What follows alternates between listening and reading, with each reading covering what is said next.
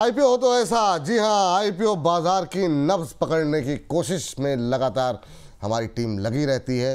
चाहे अच्छे अच्छे एक्सपर्ट लाना हो या फिर हर्ष का जो है तमाम फाइनेंशियल को खंगालना हो, क्या कुछ चल रहा है, ब्रोकर्स क्या बोल रहे हैं, ग्रे मार्केट में प्रीमियम क्या चल रहा है, सब्सक्रिप्शन के आंकड़े क्या कह रहे हैं, उसके मायने क्या हैं, ये तमाम चीज़ों को समझने जानने की कोशिश इस सेगमेंट में होती है।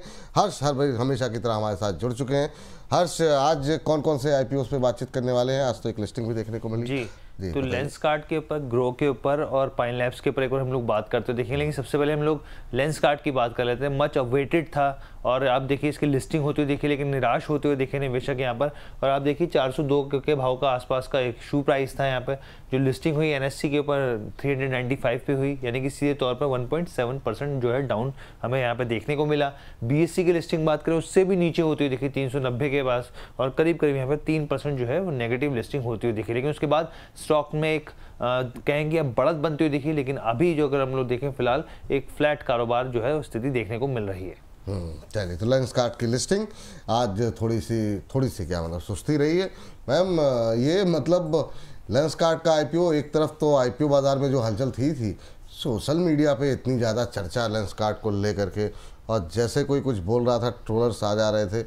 आपकी टिप्पणी क्या रहेगी? अब क्या करें? क्या जिनके लग गए हैं और अभी तक नहीं बेचा है होल्ड करें? जो लोगों को अप्लाई करना चाह रहे थे मौका नहीं मिला या उनको उनके हिस्से नहीं लगे आईपीओ, तो क्या अभी भी खरीद सकते हैं? क्या टिप्पणी? अभी मत खरीदिए। देखिए, आईपीओ ये पहले ही महंगा आईपीओ था, और इसको पहली बात तो जो आईपीओ के ऑब्जेक्टिव थे कि आपको प्रीमियम लिस्टिंग चाहिए थी, लेकिन अगर वो डिस्काउंट मिल रही है या एट पार मिल रही है तो ऑब्जेक्टिव पूरा नहीं हुआ। उस केस में निकलना होता है क्योंकि at the time of application you were not investor. आपने सिर्फ आईपीओ अप्लाई किया था, not from the perspective to invest in that. तो वो नजरिया मिक्स नहीं करना है। आपको चाहे डिस्काउंट मिला है या आपको प्रीमियम मिला है, आप निकल जाइए इसमें से, because that was your objective, right? तो पहले वो क्लैरिटी रखना बहुत ही जरूरी है। तो मेरे हिसाब से अगर आप पहले से इसमें आईपीओ के दिन के लिए आए थे, फिलहाल निकल जाओ और फोमो मत लाइएगा। फोमो कई तरह से होता है, क्योंकि मैंने कहीं पे पढ़ा है कि ये मार्केट जो है रिग्रेट प्लेस है। आपको अच्छा मिला तो आपको लगता है कि वो और चला गया, फिर आपने जहां से बेचा नीचे गया, जो मिला वही आपका है। वो बात को क्लैरिट समझ ले। तो फिलहाल अगर आप आईपीओ लेंसकार्ट में आपको मिल गया था, बुक कर लीजिए। और अगर ये ऊपर थोड़ा बहुत चला जाए तो फोमो एंट्री री एंट्री मत लीजिएगा। रही बात सेकेंडरी मार्केट में क्यों इसमें वापस एंट्री ले या ना ले, मेरे हिसाब से अभी आप इससे थोड़ा सा दूरी बनाइए और देखिए कि इस तरह के अगर महंगे आईपीओज मल्टीपल्स पर अगर आते हैं तो उसका मार्केट क्या हाल करती है, अच्छा या बुरा। तो उसको सिर्फ ऑब्जर्वेशन, लर्निंग पर्पज से भी आप इसको देख सकते हैं। फिलहाल सेकेंडरी मार्केट में भी खरीदने का मेरा कोई अभी एडवाइस नहीं है। तो अभी जिन्होंने पैसे नहीं लगाए हैं उनको इससे दूरी रहना चाहिए, है ना मैम? अभी के लिए दूर रहिए उसको। एक कभी कभी कुछ टॉपिक ऐसे भी होते हैं जो स्टडी और आपकी लर्निंग के काम आते हैं। पढ़िए फिर इसको लेकर के आप लोग।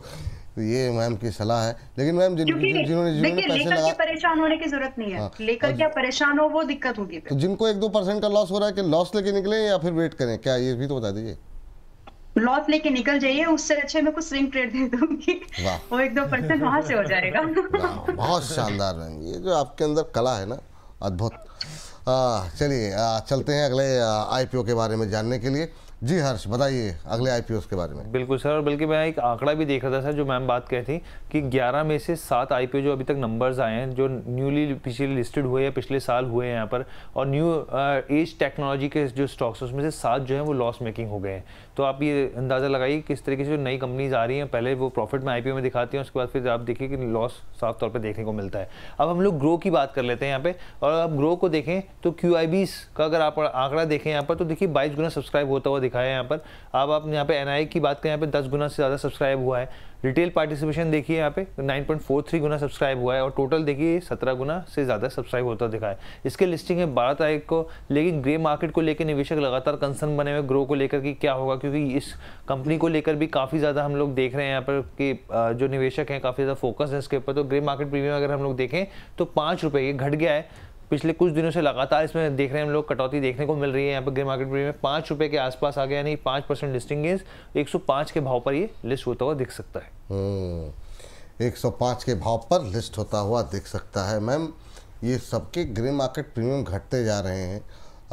ग्रो में भी कोई ख़ास उम्मीदें अब बची नहीं हैं।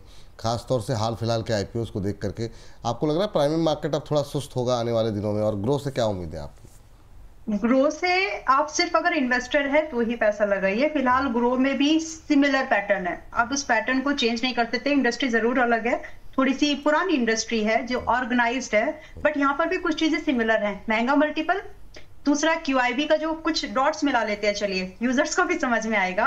QIB 75% यहाँ पर भी, और जो प्रमोटर की होल्डिंग्स है तो यहाँ पर वो घट जाएगी। तो ग्रो को लेकर के मैं सिर्फ, अगर आपका इन्वेस्टिंग का माइंडसेट है, मैं पॉजिटिव हूँ, लेकिन मुझे दो चीजें यहाँ पर परेशान वाली लगती है कि जिसकी वजह से हो सकता है कि प्रीमियम एक्सपेक्टेशन प्रीमियम लिस्टिंग में उतनी नहीं मिलेगी जितनी की होनी चाहिए। तो उसका सबसे पहले तो रीजन है कि ये कंपनी महंगे मल्टीपल्स पर आ रही है। एंड इंटरेस्टिंग पार्ट ये है कि इसका जो सबसे ब्यूटीफुल थिंग इन्होंने रखा है अपने आईपीओ में, प्राइस बैंड। प्राइस बैंड बहुत मैटर करता है सेंटिमेंट्स को ट्रिगर करने के लिए कि ये सस्ता है, ये महंगा। ये चीज हमेशा यूजर दिखता है। तो 95 रुपए से 100 रुपए के पास में ये लिस्ट हो रहा है, इसी रेंज प्राइस बैंड जो इसकी आई है, लोअर एंड अपर। तो मेरे हिसाब से एक एप्लीकेशन तो बनती है, तो आप इसमें अप्लाई करिए। लेकिन अगर ये आपको लिस्टिंग के दिन 5% डिस्काउंट या फिर 5% के ऊपर का गेन कुछ भी दे, उस दिन लेकर के निकल जाइएगा। चलिए ठीक है, तो उसी दिन निकल जाना है, ये सलाह आपके लिए अच्छी है। तो ये लॉन्ग टर्म वालों के लिए क्या करें फिर बेचारे? बहुत लोग कहते हैं लॉन्ग टर्म के लिए अच्छा है, पहले बात हो रही थी। लॉन्ग टर्म के लिए देखिए, लिस्टिंग वाला इसलिए बात करना पड़ता है क्योंकि जिससे लिस्ट हो जाएगी फिर आएंगे वो लोग, राइट। तो लॉन्ग टर्म के हिसाब से इसको बिल्कुल रख सकते हैं। ये जो प्राइस बैंड है ना विपुल जी, ये अच्छा प्राइस बैंड है, और इसमें कंपनी के पोटेंशियल और मैनेजमेंट का जब आप थोड़ा सा देखते हैं ना, तो वो एक कंसंट्रेटेड लोग दिखते हैं। दूसरी बात, यहाँ पर अभी सिर्फ इनमें मैनेजमेंट का 28% का ही यहाँ पर इक्विटी है, जो आईपीओ के बाद में और कम हो जाएगी। तो वो चीज बरकरार रहे, वो पोजीशनिंग जो मार्केट में इन्होंने अचीव किए वो बरकरार रहे। इसके लिए सिर्फ आप 6 महीने का डेटा देखिएगा। अगर वो ठीक ठाक है तो यहाँ पर आप बने रह सकते हैं, और मेरे हिसाब से आप इसमें इन्वेस्टेड रहिए। आईपीओ के साथ अगर आप थोड़ा सा अपना एक क्या बोलते हैं उसको, नजरिया जो है, थोड़ा दायरा अगर बढ़ा लेंगे तो ये मल्टीफोल्ड हो सकता है। ठीक है, ये बात यहाँ पर इसको लेकर के आई है, क्योंकि जिरोधा का भी कोई फिलहाल नहीं है आईपीओ इंडस्ट्री में आने का, तो उसको बेनिफिट मिलेगा। चलिए ठीक है मैम, ये है कि अंबाला मैम की निगाहें हर तरफ रहती हैं। हर्ष बताइए, आपकी निगाहें कहाँ है अगली? जी, पाइन लैब्स के ऊपर। और पाइन लैब्स की अगर हम लोग बात करें तो सेकंड डे है आज। क्वालिफाइड इंस्टीट्यूशनल बायर, बहुत ही ठंडा रिस्पांस आप देखिए, 0.39% के आसपास सब्सक्राइब होता दिखा है। अगर आप एनआईआई का आंकड़ा देखें तो 20% के आसपास है। रिटेल पार्टिसिपेशन फुल्ली सब्सक्राइब हो गया है यहाँ पे, और टोटल आप देखें तो ये आधा 0.50x के आसपास सब्सक्राइब होता हुआ दिखा है। अब हम अपने दर्शकों को बता देते हैं एक बार, देखिए तमाम चीज़ें।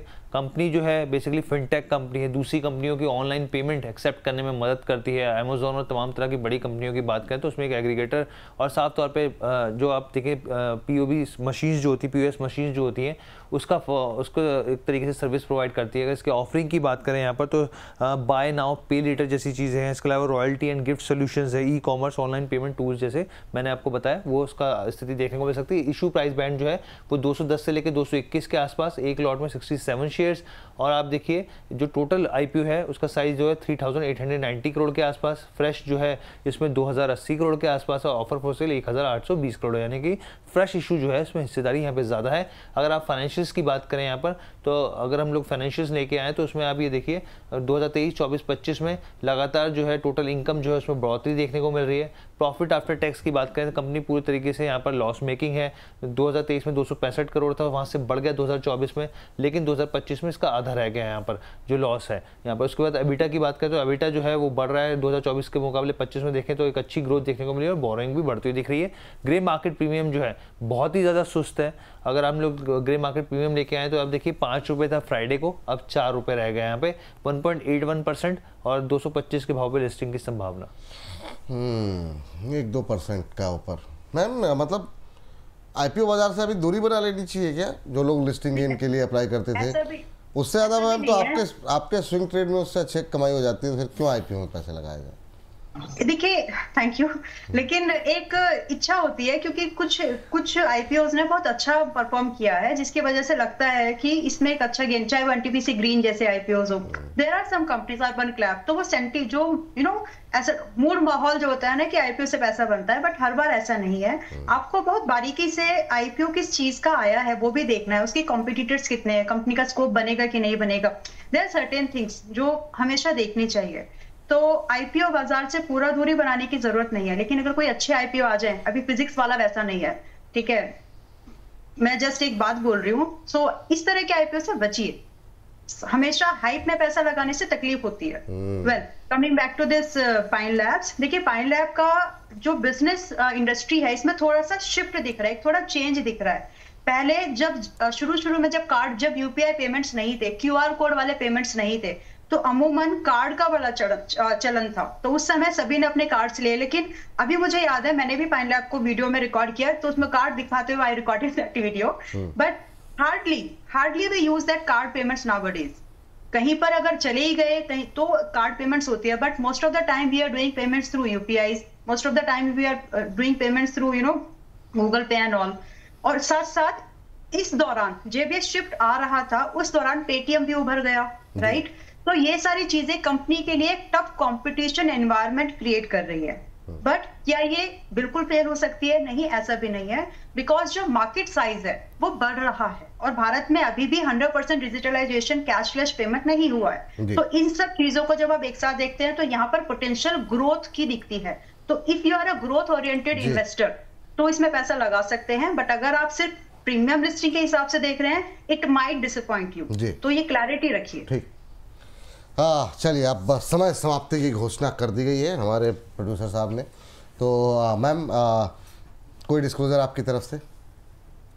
डिस्क्लोजर तो है, लेकिन क्योंकि मैं लेंस कार्ड बुक करवा रही हूँ, अगर समय हो तो मैं ट्रेड दे देती हूँ, क्योंकि 2-3% का जो भी है वो उनका मैनेज हो जाएगा। जी बताइए मैम। देखिए, मारिको है जो आज की डेट में चल रहा है लगभग 720 के पास में। Let it get load. Marico में अभी 720 के पास में है, एंड आई सी कि यहाँ से 735 का एक पहला टारगेट और 750 का एक भाव आ सकता है। और यहाँ पर स्विंग ट्रेडिंग का अगर नजरिया है तो स्टॉप लॉस रखिए 705 का, लेकिन अगर आप इसको थोड़ा और 690 के स्टॉप लॉस पर रख सकते हैं तो ये आपको नए हाई दिखा पाएगा। तो ये एक नजरिया है। और एक दूसरा स्टॉक है हैप्पीएस्ट माइंड, जो आज की डेट में 497 पर है, तो इस रेंज पर इसको खरीदा जा सकता है। स्टॉप लॉस रहेगा 460 का। एक्सपेक्टेशन ऑफ द टारगेट्स रहेगी लगभग 525 से लेकर के, मैं स्विंग ट्रेडिंग की बात कर रही हूँ सिर्फ, 525 से लेकर के लगभग 540-50 तक आप इसमें स्विंग ट्रेड के टारगेट्स देख सकते हैं। 540-50 के हिसाब तक के टारगेट देखने को मिल सकते हैं। चलिए मैम, कोई डिस्क्लोजर आपकी तरफ से?